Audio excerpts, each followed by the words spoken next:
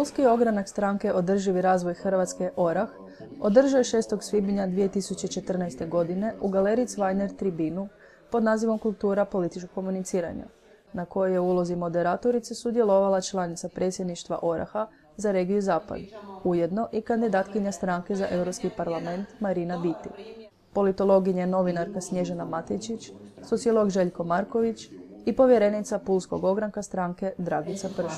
Na samom početku hvala svima što ste došli, što ste dali podršku ne samo Pulskom ORAH-u, nego i ORAH-u općenito.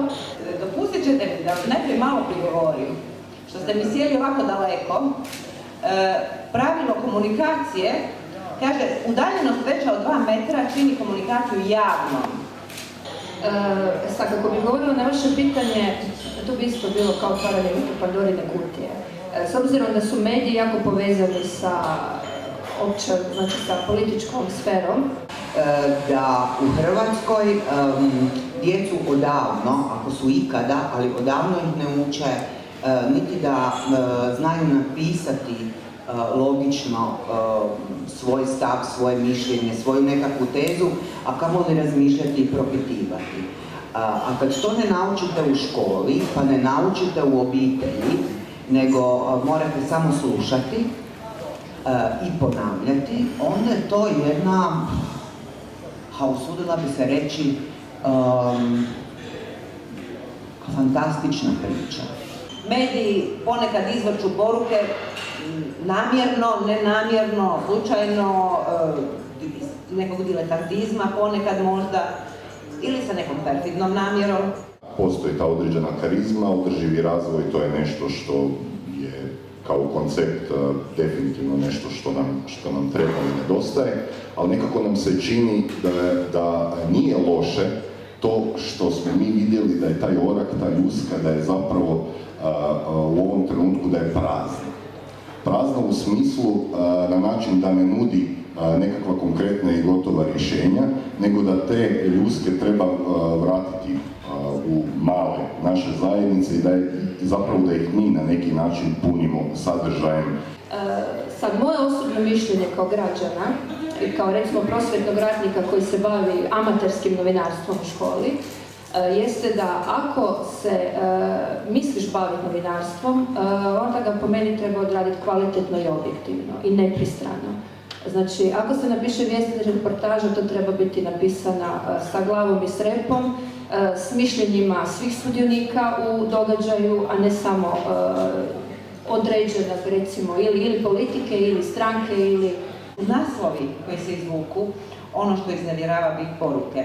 Jer novinari vrlo često biraju najefektnije, senzacionalističku neku detalj koji je izvučen iz konteksta često upućuje na pogrešan zaključak. Razni modeli uspostavljanja kulturne hegemonije, što je strašno interesantno upravo na slučaju Istre, pa i u konačnici i razina političke komunikacije kojom se služe nositelji javnih funkcija, dakle političari i stranački lideri, uvelike zapravo utječe na kreiranje našeg osobnog odnosa prema politici, prema vrijednostima, prema našim željama, prema potrebama, dakle prema nečemu što možemo nazvati političkom kulturom. A time naravno i prema stupnju i načinu našeg političkog djelovanja. Dakle, umrtviti, poanta je ovakve političke komunikacije, u konačnici umrtviti naš građanski, politički, osobni, grupni angažman i akcije, organizacije civilnog društva imamo nebrojeno primjera za to, od Rokvula, Muzila, Muzila, Rokvula, Plomina, naplate Istarskog Ipsilona, do recimo nedavnog slučaja kad je ministrica kulture rekla da se užasava na ovu sudsku presudu kolegice Slavice Lukić iz Jutarnjeg lista, šta se imaju političari, šta ima jedna politička stranka raditi na naplatnim kućicama Ipsilona kad su oni dogovarali koncesiju i gradnju Y, dakle sasvim je jasno bilo da će se Y kad tad početi naplaćivati. I oni sad, naprosto politička stranka krade aktivnost organizacija civilnog društva, dakle ljudi su se sami organizirali i odlučili prosvjedovati, oni znaju da ne mogu odgoditi naplatu Y, ali da ih barem čuje netko šta oni o tome imaju reći. Odjedanput se tu stvore političari koji su dogovarali tu priču. Šta se ima ministrica čuditi i užasavati nad presudom? Pa ona je u poziciji da kaže taj smo zakon trebali izmijeniti onog trenutka kad smo došli na vlast. Nismo to učinili, učinit ćemo sad. To bi bilo jedino normalno, jedino se na taj način ta žena može čuditi. Ja to jednostavno ne razumijem. I naravno da onda organizacije civilnog društva vrište. Ne vrište samo na to. Vrištimo mi u sebi i među sobom, ne vrištimo toliko u javnosti. Ali naravno da vrištimo i u javnosti jer je to način komunikacije koji može istog trenutka privući pažnju. Dakle, služimo se istim alatima kao i političari. Povremeno, ne uvijek. Imate s druge strane čitav niz izuzetno dobrih primjera drugačije vrste komunikacije i unutar civilnog društva i između civilnog društva i političara. Meni je uvijek najslikovitiji primjer platforme 112. Dakle, to nije čak niti mreža, to je platforma. Više od 70-ak organizacija civilnog društva kojima su na duši ljudska prava, zaštita okoliša, prava manjina, socijalna prava, radnička prava. Dakle, te organizacije su jednostavno u jednom trenutku vidjele, prije nego što je počela predizborna kampanja za prošle parlamentarne izbore, da se moraju, ako žele vidjeti promjene, da moraju nekakav zajednički stav zauzeti. I oni su te organizacije, znači ljudi koji djeluju kroz te organizacije su sjeli i složili su platformu od 112 zahtjeva, po tome je dobila ime, koje su ponudili političkim strankama koje su se kandidirali, koje su imali kandidate na parlamentarnim izborima. Dakle, naravno da većina stranaka nije htjela o tim zahtjevima niti razgovarati. Neki su odlučili da je to dio njihovog programa, znači unijeli su neke od tih stvari u taj svoj program. I mislili su da je s tim priča završena političari, međutim nije, platforma traje i danas. I ta komunikacija između organizacija civilnog društva, objedinjenih u platformi i političara s druge strane, traje i do danas i ona nije nikakva drugačija nego kritična. Dakle, platforma 112 radi povremene godišnje i polugodišnje izvještaje o tome što je vlada učinila u odnosu na ono što je obećala. Revidiraju neke od svojih zahtjeva, postavljaju nove zahtjeve, a sutra će na preskonferenciji biti predstavljeni zahtjevi o kojima bi oni htjeli razgovarati sa kandidatima za Europski parlament. Dakle, može se razgovarati na takav način, ne mora se samo vrištati. Zadovoljava li nas kultura političkog komuniciranja u Hrvatskoj, te koji su pravi, ako i skriveni ciljevi političke komunikacije? Što nas sve političari poručuju riječima, a što govorom tijela? Što je spin i kako ga prepoznati? Samo su neka od pitanja na koje su u interakciji s publikom odgovarali sudionici. Vrlo kratko ste spomenuli riječ spin. A po meni danas u ovom upravo kulturi političkog komuniciranja, po meni je to jedna od ključnih stvari kojima političari nastoje ajmo reći na neki način progurati neke stvari koje ne idu inače tako lako, koje su neugodne za njih i tako dalje. Ja bih vas molio da malo pojasnite malo o čemu se to radi. Pojam spina? Pojam spina je klasično skretanje s teme. Odnosno skretanje iz bitnog na nebitno i to se stalno radi, mi nemamo temu, mi nikad nemamo temu. Tema je uvijek privid. Mi ne razgovaramo o onome o čemu razgovaramo, recimo kažeš da nešto nije u redu, a onda ti odgovori, ali ja sam predvidna koliko vremena to i to i to. Dakle, i mi dopuštamo, već toliko nas vuku, mi smo toliko nas vuku lijevo pa desno, dakle na kraju se tema izgubi. Spin je način da se u stvari problem preseli na drugi problem. Kada prozivaju recimo političare u stvari da se idete napadati drugu stranu jer nemate odgovor na pitanje, jel?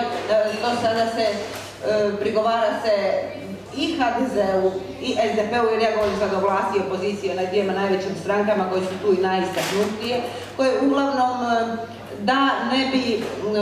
da ne bi se rješavala druga pitanja, da prave neko novo pitanje, to je spin, jel? Za referendum su govorili da je on jedan veliki spin, ajmo pričati o pravima manjina, o vjerskom pristupu tome, o nekakvom ljevičarskom pristupu za, protiv, raspale se strasti, recimo putem Facebook bio onih natpisa, netko je za, netko je protiv, jel? Gdje su svi ljudi na profilne slike stavljali, pa su svi žurili davati medijske izjave, i oni za, i oni protiv, uglavnom bila je glavna tema tada Markićka ili ko već. A u međuvremenu gospodarstvo, BDP pada, gospodarstvo, propada jedno poduzeće za drugim, štrajka netko, ali nije to ni zanimljivo što su ti ljudi gladni, glavno da mi pričamo o tom referendumu. To je, ja mislim, jedan dobar primjer sveopćega spina koji je, recimo, koga u tom času briga za broj nezaposlenih, jel? Naš je medijski prostor, politički prostor, pa mislim sad ne možete medije kriviti što slijede tu temu, jer je ta tema ponuđena, ona je dapače jedna legalna akcija koja se dešava, ali mislim da možda nedostaje do kritičkog mišljenja tih sudova, jer nama se i medijski prostor je upao u taj spin, pa su jedni viču za, drugi viču protiv, na kraju se ništa ne promijeni, čak ni za ni protiv, pokazalo se da u stvari ne mijenja realnu stvarnost. Dobila je ta strana koja je dobila, a to je ta strana za, pokazala se politički jačo, i to je sve. I to je sve. Onaj zakonodavni aspekt, mislim, to su upozoravali, recimo ja se sjećam Sanja Bavić, ona je naša stručnjakinja za Ustav i članica tog odbora za Ustav, ona je u stvari upozoravala da zakon jesu takvi kakvi jesu, ide inicijativa nekog drugog zakona, dakle, ušla u Ustav ili ne ušla ta definicija, da ona u stvari neće promijeniti samo realnost. Ono što je ona promijenila, to je promijenila je našu zbilju na način da ju je zapunila samom sobom i odvukla pažnju od pravih problema. Time ne želim podcijeniti i zadnje što mi je na pameti, pitanje prava manjina. Mislim, neupitno je da ih treba zagovarati, ali to nije bio način da se ikome pomogne, osim političkim elitama koje su, eto, podcrtavale svoje političke pozicije i uspjele ponovno u tom trenutku konsolidirati svoja biračka tijela, jer su se pomalo počela bila osipati. Mislim da je taj referendum doprinio tome da smo ponovno počeli osjećati ta dva pola, jel? Da ljude gotovo počelo ujedinjavati to neko beznađe. Ponovno su se razjedinili, recimo, na tom primjeru. Osobno sam nazivao neke urednike, nažalost Radio Đerdine ne postoje više, pa mogu reći da one su bili najbolji primjer dobrog primjera. Kad smo mi imali onu akciju Delfin prije 3-4 godine, direktor Radio Đerdina nam je dao priliku da dođemo besplatno i rekao, dogovorite se sa urednicom, dođite i govorite. I govorili smo, javno. A to je bio jedini dobar primjer. Pokušao sam, nakon što je taj direktor otišao, da platim emisiju. Čak sam rekao, recite koliko košta 15 minuta, pola sata vaše emisije, rečeno mi je, ne možeš, sve su emisije sponsorirane, ne možeš doći govoriti. Možeš reklamirati svoju vlastnu firmu, ali ne možeš doći govoriti politički govor. Međutim, smatram da bi političar ili javna osoba općenito trebala biti više svjesnija o svom javnom nastupu, način na koji komunicira, treba doći pripremljena, sa sigurnim nastupom u sebe. Neki to, znači iz nekih isjava, ta verbalna i neverbalna komunikacija, iz nekih ne. Neki se trude, neki svjesno grade svoj imidž, neki i dalje pokušavaju imitirati ostale, i graditi imidž koji recimo ne odgovara javnom mnijenju. Ja i dalje smatram da bi političari trebali, odnosno javne osobe, a to uključuju mene jer moram početi razmišljati na takav način, trebali držati do svog javnog nastupa, do svoje verbalne komunikacije, ali i do svoje neverbalne. Jer sve što pokazujemo nesvjesno ili svjesno, to građani upijaju oko nas i onda protumače na svoj način. A možda taj način ne bi bio onaj koji smo mi u biti htjeli poručiti i što smo mi smatrali da su građani trebali iz našeg nastupa izvući. Argumentirano iznositi, ali recimo sad se vraćam ovdje na Muzil. Ovdje jednostavno, ovdje više oni ne prihvaćaju nikakve argumente, jedno što nam je preostalo je vikati. Znači zato za 2 dana ovdje će biti skup, ovdje ćemo pokušati im pokazati naše mišljenje. Koliko će se ljudi odazvati, to je još pitanje, nadamo se da će se ovdje skupiti neka kritična masa koja će na njih utjecati, ali ovdje recimo politički dijalog tu ne postoji, tu postoji politički dijalog pred izbore. Bio sam u udruzi za zaštitu životinja gdje mi nismo uspjeli doprijeti uopće do nikoga iz gradske uprave do pred izbore prije 2 godine. Gdje se onda na Facebooku napisalo ajmo se skupiti, ajmo napraviti šetnju po gradu, ajmo pokazati šta mislimo. Drugi dan odmah je bilo poziv iz grada, dođite, sve ćemo riješiti. Znači, tu jedino postoji interesno kad se bira vrijeme, kad će se nešto napraviti.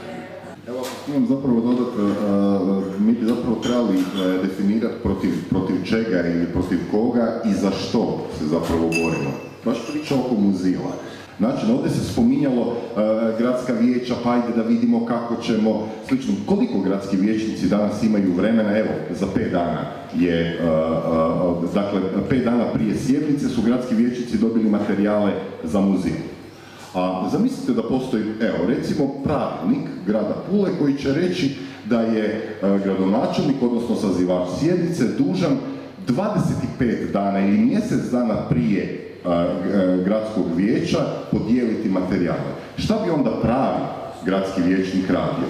Lijepo bi saznalo zbog građana, da li u svom mjesnom odboru, da li javno ovdje na forumu, ajde da mi lijepo raspravimo ovo što ovi misle ovdje donijeti. Ali znate koliko je to? To je jedan potez pera. Rješava, u stvari otvara prostor za razvijanje te političke komunikacije i tog participiranja, tog pluralizma. Ja ne vjerujem da se uz ovakav politički sustav da se može pojaviti 10 oraha ili ne znam nija koga i da opet vjerujemo i da vjerujemo možda i s razlogom. Slažem se s time da ipak su ti građani koji glasanjem i izlaskom, znači na svim mogućim izborima daju takozvanu moć političarima. I samo je na građanima u biti, na građanima je dužnost da ako se ti političari ne sviđaju, odnosno ne rade kako bi trebali raditi, da ih se makne.